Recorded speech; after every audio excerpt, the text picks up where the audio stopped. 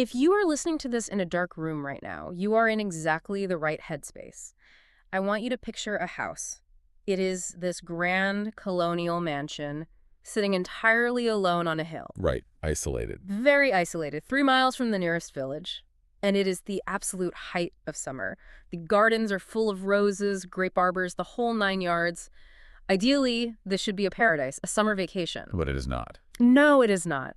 There is something deeply wrong with the silence here. You are taken to a room at the very top of the house. It is big, it is airy, but, well, the windows are barred. Barred windows on a summer estate. Yeah.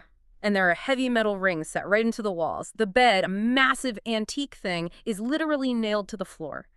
And then you are told by the person you trust most in the entire world that you are not to leave this room. You are not to work. And above all, you are not to write a single word. It honestly sounds like the opening to a Gothic horror film, or maybe a psychological thriller about some twisted prison experiment. Yeah.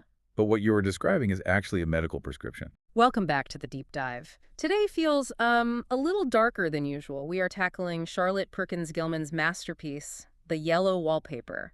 I spent the last few days reading through this short story and all the historical background materials you sent over, and I have to admit, it really got under my skin. It has that effect on people. It really does, because it is framed as a secret journal, right? A first-hand account of a woman undergoing a quote-unquote rest cure for nervous depression. Yes, and that format is absolutely crucial. We are trapped inside her head from the very first sentence.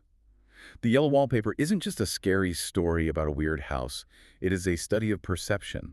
It's about authority, and really the absolute terror of having nothing to do but sit and think. The goal for us today is to unpack how that forced idleness, that refusal to let someone be heard, can actually turn a mind entirely against itself.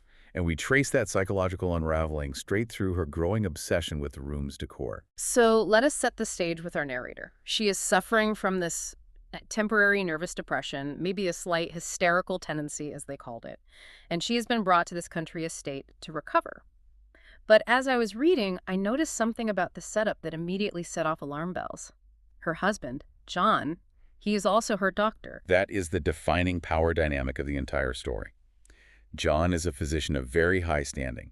He is a man of science, practicality, absolute reason. And he totally dismisses anything he cannot put under a microscope. Exactly. He scoffs at anything he cannot see or touch. He has zero patience for superstition, and frankly, very little patience for his wife's feelings. Which seems like a massively dangerous conflict of interest. I mean, if your husband is dismissive, you have a marriage problem. But if your doctor is dismissive, you have a major health crisis. And here, they are the exact same person. Right. And because he is the doctor, his word is absolute law. There is no getting a second opinion. He prescribes phosphates, tonics, and absolute rest based on the rest cure theories that were popular at the time. Where they believed that intellectual activity basically drained a woman's vital energy, right? Yes. The medical belief was that reading, writing, or complex thinking caused hysteria. The cure was enforced idleness. No working, no writing. So the idea was to literally bore her into health. Basically. So when John forbids our narrator from writing, in his mind he thinks he is saving her life. He tells her to use her will and self-control to just stop her imagination from working. But she cannot stop. She says right in the beginning, I think sometimes, that if I were only well enough to write a little, it would relieve the press of ideas and rest me. But she has to do it in secret. Which turns that room into a pressure cooker. She's an artist. By blocking that outlet, John is not stopping the flow of her mental energy. He is just damming it up. And as we see, when you build a dam without a release valve, the water eventually breaks through. So he puts her in this room, the nursery. I want to spend a minute here because the atmosphere of this room is it is incredibly unsettling. John chooses this room at the very top of the house. He claims it was a nursery, then a playroom, maybe a gymnasium. But the physical details she notices tell a very different story. Yeah, they do not sound like a place for kids at all. The windows are barred for little children, she says. But then she mentions rings in the walls. And the bed, this detail stuck with me, is a heavy bed that is nailed down. It cannot be moved. Let us analyze that duality. Is it a playroom or is it a prison cell? The narrator tries to rationalize it. Oh, it was a gymnasium for boys. They must have played hard. But the imagery is just so bleak. It is undeniable. Barred windows, wall rings, which could easily be for restraints, a bolted down bed.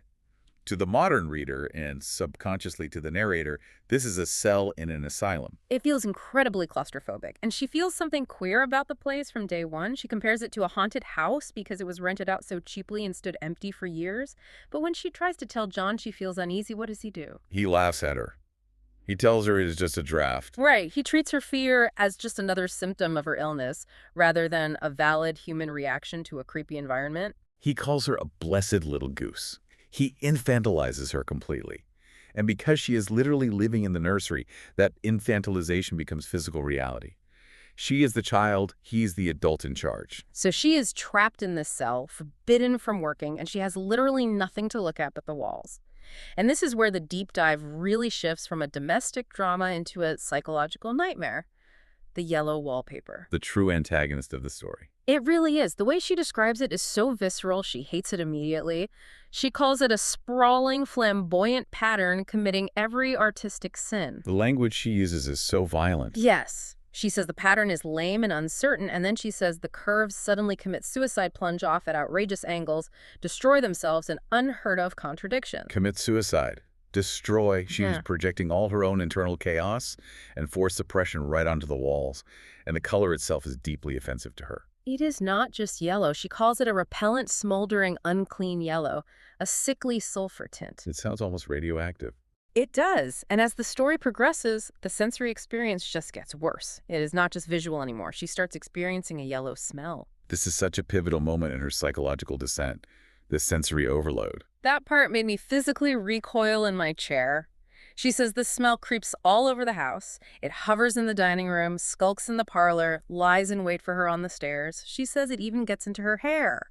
Imagine being trapped in a sweltering house where the very walls smell like decay. It is the scent of a mind rotting from disuse. And notice what happens as she stares at it day after day. At first it's just ugly, but because she has absolutely nothing else to do, her brain is desperate for stimulation, so it forces a pattern onto the chaos. She starts tracing the lines. She spends hours following these bloated curves and flourishes. She calls it a kind of debased Romanesque with delirium tremens, and eventually she finds a sub-pattern. The shift happens here. The irritation turns into absolute fascination. She starts to see that the pattern has two distinct layers. There is the loud, confusing front pattern. But underneath, in the shadows, she sees a woman. And not just any woman. She sees a woman creeping and stooping. Right. She says, at night, in any kind of light, the outside pattern becomes bars, and the woman behind it is as plain as can be. Think about the metaphor there. By day, the wallpaper is just this ugly, confusing social convention. It is the stifling domestic life she is forced to live. But by night, when the house is quiet and she is alone with her thoughts, she sees the truth. The wallpaper is a cage. And the woman trapped behind the bars is her. Exactly. It is her creative self, her sanity, her agency, shaking the bars and trying to get out. It is terrifying because she starts to empathize with this trapped figure. She watches her shake the bars, and while this horrifying, hallucinatory unraveling is happening right in front of us, what is John doing? He thinks she is getting better. Which is the tragic irony of the clinical gaze. John only looks at the physical exterior. He sees that she's eating a bit more. He says she is gaining flesh and color. He patronizes her so much. He does. He calls her his blessed little goose and refuses to let her change rooms, claiming it would just be giving in to her fancies. He looks at her physical weight and completely misses the mental collapse happening right in front of him. And she tries to tell him, but he just shuts her down. So she stops trying. She hides her writing. She hides her sleeplessness. And she starts cultivating this deep deceit. She learns to wear a mask, which only accelerates the paranoia. She becomes incredibly possessive of the paper. Yeah, she catches John looking at it and later his sister Jenny, and she gets furious. But not because they are worried about her. She gets angry because she wants the paper all to herself. She literally says, "Nobody shall find it out but myself." She has claims the madness. In a life where she has no control over her body, her time, or her treatment, this obsession is the only thing she actually owns. And the action escalates. The woman in the wallpaper starts shaking the bars harder, trying to climb through, and the narrator starts seeing her outside the room, too. Yes, the hallucinations bleed into the real world. She sees the woman creeping outside in the garden, out in the lane, hiding under the blackberry vines. The word creeping is so specific and intentional here. It is not walking. It is not running. To creep is to move low to the ground, stealthily. It is the movement of something subversive, Huh. something that is not allowed to be seen. And that brings us to the climax, the final night in the house. The atmosphere here is it is thick with tension. The lease is up. They're supposed to leave the next day. The furniture is mostly moved out. Leaving just that heavy, gnawed bed. Right. She is alone in the room, and she decides she has to peel off the paper to free the woman. So she locks the door, and she takes the key, and she throws it down into the front path, hiding it under a plantain leaf. She is sealing herself in. This is the point of no return. She tries to lift that nailed-down bed to reach higher on the walls, and when she cannot budge it, she gets so incredibly angry that she bites a piece off the bedstead. She is gnawing on the wood like a trapped animal. The civilized Victorian lady is entirely gone.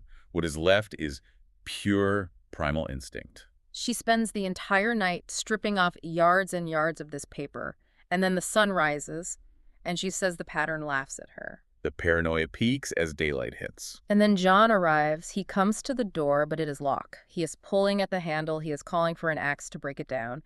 And the narrator, this is the most chilling part of the entire text for me, she speaks to him in this incredibly calm, gentle voice. She has found clarity in the madness. She just says, the key is down by the front steps. She repeats it over and over until he finally stops banging on the door and goes to look for it. He finds the key, he unlocks the door, and he walks into a scene that completely shatters his rational worldview.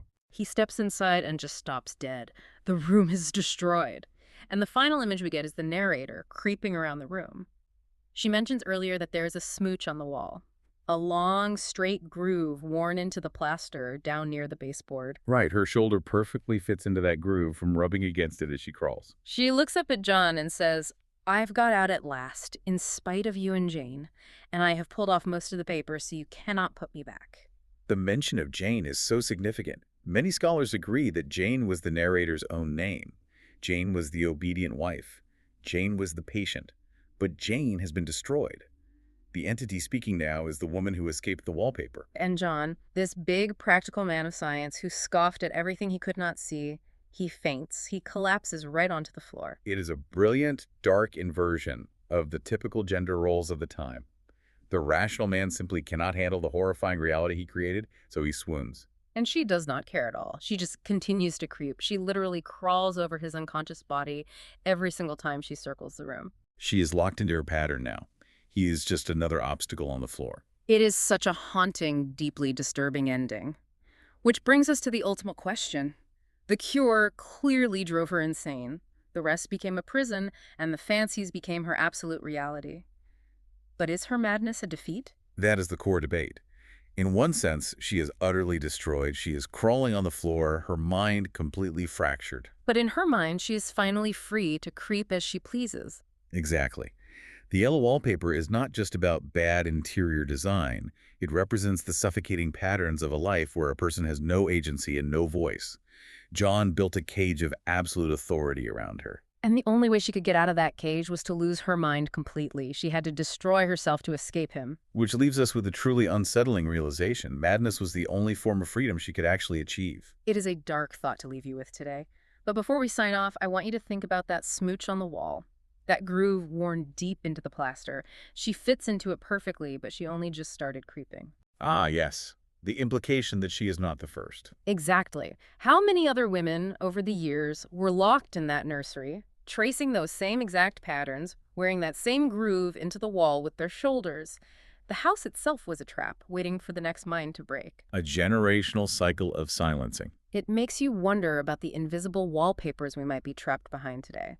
The patterns we are forced to trace in our own lives, endlessly scrolling, endlessly repeating, wearing our own grooves into the floorboards without even realizing it.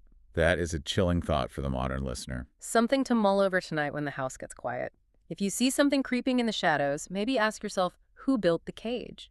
Thank you for joining us on this deep dive. Stay safe, keep your mind sharp, and we will see you next time.